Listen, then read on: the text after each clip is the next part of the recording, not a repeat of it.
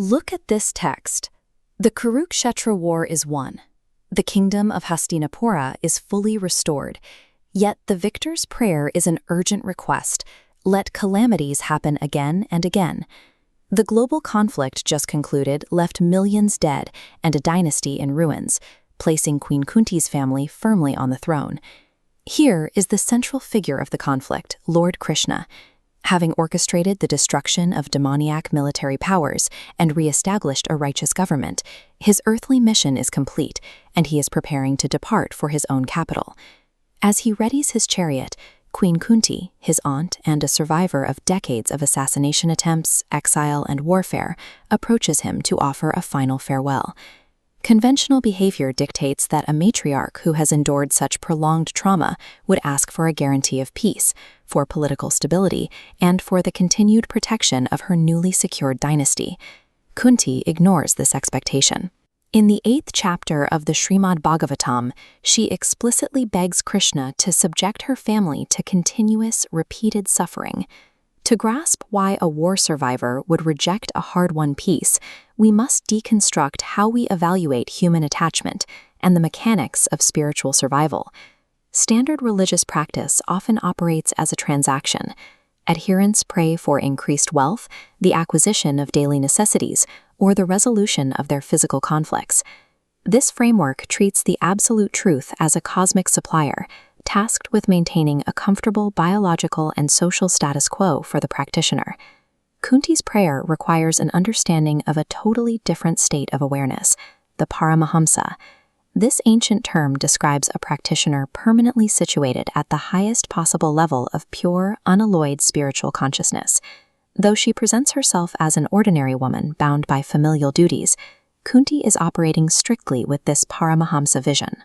From this vantage point, material opulence, wealth, good birth, education, and beauty acts as an anesthetic that numbs the soul's spiritual awareness. This numbness creates a false sense of independence. The individual forgets their reliance on the Supreme, trapping their consciousness in the continuous biological cycle of birth and death.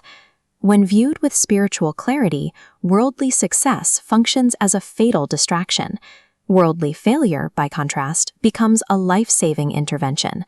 The human soul naturally acclimates to its environment, requiring a deliberate external shock to break it out of its default conditioning. This conditioning is driven by Maya, the external energy, or illusion, which convinces the soul that its temporary material security is absolute reality. We can map this state visually. Here is a baseline conditioned soul, existing with inherent spiritual potential, but highly vulnerable to external influence. As the individual acquires wealth, a political kingdom, and periods of false peace, these assets accumulate, layering heavily over the original consciousness. These layers block all spiritual perception. The entity becomes blind to anything beyond their immediate physical and social survival, severing their connection to the absolute. In Kunti's theological framework, calamity serves a highly specific function. It acts as a targeted kinetic force. When a major disaster hits, the accumulated layers of material security instantly shatter into dust. The sudden destruction of wealth and peace removes the illusion that the soul is independent. Stripped of false protections, the soul is forced into a state of absolute, unobstructed reliance. The individual remembers the Supreme immediately and intensely. Kunti's logic treats calamity as a precise mechanical catalyst, one that shatters Maya to force a direct, unmediated spiritual connection. Having identified the value of suffering, Kuntī moves to an even more radical request in verse 41 of her prayers. She asks Krishna to sever her ties of affection for her own kinsman. She specifically identifies sneha pasam, the tightly wound ropes of affection that are based entirely on bodily relationships. Take a look at the two massive political and familial forces anchoring Kunti's identity in the material world: her paternal family, the Vrishnis, and her marital family, the Pandavas. The dilemma here is subtle. Both the Vrishnis and the Pandavas are entirely righteous devotees of the Lord. Surface-level logic suggests that her loyalty to them is a pious virtue, yet Kuntī recognizes these specific attachments as structurally flawed. They are generated by the body, what the texts refer to as skin relations, bound by genetics and temporary social contracts. Any affection constrained by biology, family dynasty, or nationalism remains a product of Maya, the external energy, even when it is directed toward exceptionally good people. Without a central, direct connection to the supreme truth, loyalty to either family ultimately equates to zero. It is a mathematical dead end. Biological love, no matter how noble or self-sacrificing it appears, acts as a dense anchor that prevents the soul from achieving universal, unrestricted spiritual consciousness. To understand how one actually cuts these ties, we look to the foundational commentary of A.C. Bhaktivedanta Swami Prabhupada on this specific verse. He outlines a bedrock axiom of Vedic philosophy.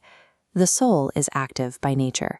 Therefore, one cannot become entirely unattached, because the soul must be attached to something. This defines the concept of vairagya, or true renunciation. It requires possessing something of deep value and consciously rejecting its binding power over you. Vairagya is not a plunge into a void. The soul remains capable of experiencing love even as its material ties are severed. Returning to Kuntī's position, we can see how this true severing functions in practice. Notice that the central entity does not vanish. Instead, once the localized biological constraints are destroyed, the exact same energy retracts and redirects entirely upward. Cutting the narrow, restrictive knot of family affection allows the consciousness to broaden its field of activities, embracing all living entities through their shared source. History provides examples of this broadened scope. The 6 Goswamis of Vrindavan voluntarily left immensely wealthy families, renouncing their localized comforts to engage in mass spiritual service for the benefit of the general population. Vairagya functions as a precise mathematical rerouting of the soul's capacity to love, directing focus away from the finite toward the infinite. Having systematically dismantled the need for material security and consciously severed her biological anchors, Kuntī reveals her final, ultimate objective. She petitions for Ananya Bhakti, a state of unalloyed, undeviating devotion to the Supreme, flowing without the slightest hesitation or alternate motive. To secure this, she addresses Krishna as Madhupati, the Lord who killed the Madhu demon, explicitly invoking his power to destroy any remaining internal obstacles to this devotion. An unimpeded river forcefully cuts through a rugged stone landscape, maintaining high-impact, unstoppable momentum regardless of the terrain blocking its path. Kuntī uses this exact mechanic in verse 42.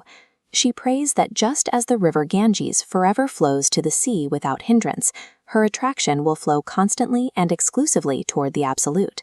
This philosophical metaphor is firmly grounded in the physical reality of India's sacred geography, representing a pure, unstoppable natural force. This unidirectional, high-velocity flow stands in contrast to the stagnant, easily diverted attachments that characterize the materialist paradigm. These prayers suggest that navigating illusion requires the courage to sever the ties that bind us to temporary kingdoms, redefining power as the ability to walk away from material security.